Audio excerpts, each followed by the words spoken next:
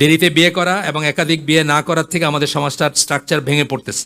আমরা জানিও না আমাদের ছেলেমেয়েরা কি করতেছে, আমরা কল্পনাও করতে পারি না আমাদের ছেলেমেয়েরা কি করতেছে। তাতে একটা ফুড কোর্ট আছে আপনার উল্টা সাইডে, ওই বিএনএস সেন্টার ওইখানে।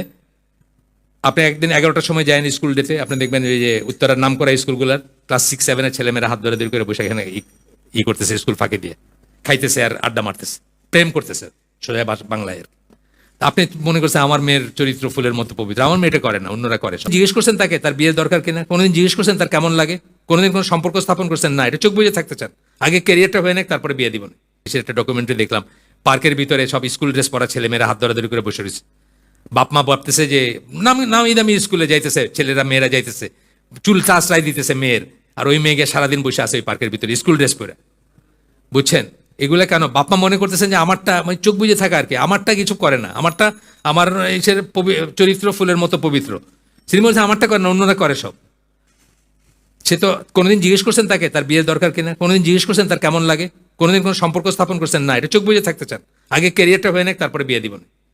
ততদিনে যে কি করতেছে সেটার কোনো নাই। এই জন্য আমি বলি যে একাধিক বিয়ে হচ্ছে ওয়াজিব, শুধু সুন্নাহ হিসেবে আমি বলি না। সুন্নাহ তো অনেক বড়, এই লম্বা চুল, কান্দে চুল রাখা, এটা সুন্নাহ হিসাবে আমি বলি না। এর চেয়ে অনেক বড় সুন্নাহ আছে, সেগুলো পালন করেন। 4 বিয়ের চেয়ে অনেক বড় সুন্নাহ আছে, এটা করেন, সুন্নাহ হিসাবে বলি না। কিন্তু আমাদের সমাজটাকে বাঁচাইতে হলে বিয়েটা ইজ এ মাস্ট। যদি আপনি রাখতে, ভেঙে পড়বে সমস্ত, অলরেডি পড়ছে, অলরেডি ভেঙে পড়ছে। আপনারা দেখেন, আপনারা দেখেন না, ইসলামিস্টদের কথা বলছে, আপনাদের মতো দাড়ি টুপি আলাদা ফ্যামিলির কথা বলতেছে। আমি ইসের কথা বলতেছি না, সেকুলার ওই রমনা কি বলে ওই গণজাগরণ মঞ্চের কথা বলতেছি না। আমি আপনাদের ফ্যামিলির কথা বলতেছি। আপনার খবর নিয়ে দেখেন, আপনার ফ্যামিলি ভেঙে পড়তেছে। আপনাদের ছেলেরা কি করতেছে, বিয়ে না করে কি করতেছে, কি করে বাড়াইতেছে, আপনাদের মেয়েরা কি করতেছে। যায়েন একদিন ওই পার্কে গিয়ে দেখবেন, জিয়া উদ্যান, চন্দ্রিমা উদ্যান আছে না, যায় দেখেন ওইখানে কি করতেছে। ডকুমেন্টারি তুলছে, বলতেছে আপনি এখানে কেন কি করতেছেন? আপনার তাহলে আব্বার সাথে কথা বলি, আর নাই, সাথে সাথে হাইটা গেল না, কথা বলবে না, মুখ ঢেকে ফেললো, এটা করলো এটা করলো।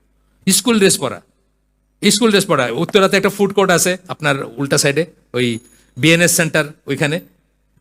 আপনি একদিন 11টার সময় যায়নি স্কুল ডেতে, আপনি দেখবেন ওই যে উত্তরার নাম করা স্কুলগুলোর ক্লাস 6-7 ছেলেমেয়েরা হাত ধরে করে বসে এখানে করতেছে, স্কুল ফাঁকি দিয়ে খাইতেছে আর আড্ডা মারতেছে, প্রেম করতেছে সোজা বাংলায়। আপনি মনে করছেন আমার মেয়ের চরিত্র ফুলের মতো পবিত্র, আমার মেয়েটা করে না, অন্যরা করে সব। এটা ঠিক না, মানে বাস্তবতার সাথে করা উচিত। যাই হোক, বিসাইড দ্য পয়েন্ট, আমি আবার ফিরে আসি, মাফ করে দিন। হঠাৎ করে আসলো প্রসঙ্গটা, বললাম অনেক ইয়াং চেহারা আছেন এখানে, ঘুরে বেড়াইতেছেন, কি করতেছেন? মৌমুরা দিলেন বলছেন না যে তোমরা যদি বিয়ে না করো তাহলে তোমরা কি করতেছো, অন্য কিছু করতেছো নিশ্চয়ই। আমিও বলতেছি আপনার বিয়ে না করলে কি করতেছেন, এটা আল্লাহর সাথে হিসাব করেন।